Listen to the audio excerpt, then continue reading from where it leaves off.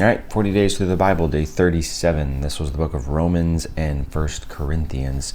And in chapter 10 of 1 Corinthians, there's the part where Paul says, "Follow my example as I follow the example of Christ."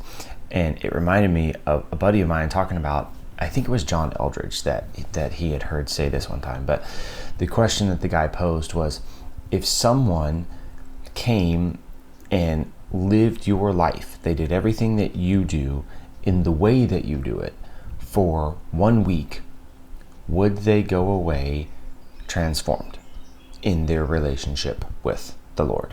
And that's just a different way of bringing to mind this idea of like, how effective are you living? Because are you living in a way that you can really tell someone else, follow my example? Don't just do what I say, just do what I actually do. If you don't know what to do, just look at what I do and then do that, and you'll be better, right?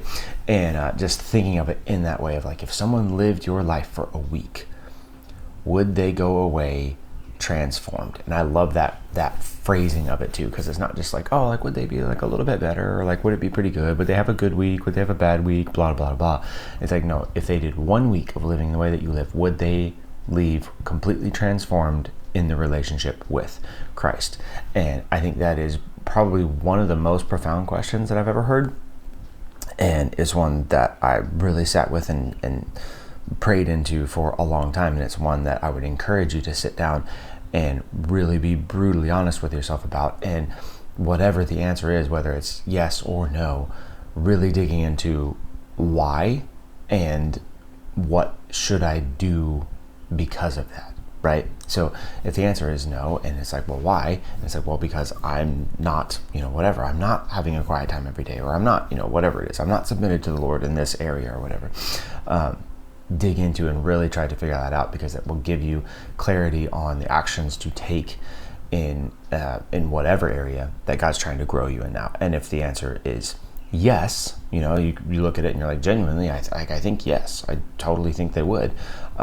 Then it gives you a indicator of where you can rejoice and be glad for how you have grown, and also an opportunity to practice humility and to recognize like, okay, God, like, but there's nothing special about me. Like, if I'm doing these things well right now, and this would happen right now, there's no guarantee that I'm going to continue on doing these things.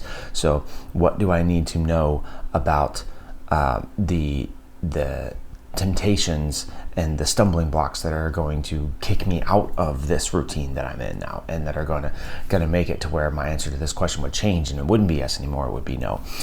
So either way, it's a great question for reflection and figuring out, what do I need to do next moving forward in order to continue to align myself with how you want me to live and how you want me to just go about my life. So yeah, follow my example as I follow the example of Christ is a lot harder to say genuinely than it is to say, just do these things that I tell you to do. So I think that's all I have for this one. See you in the next one.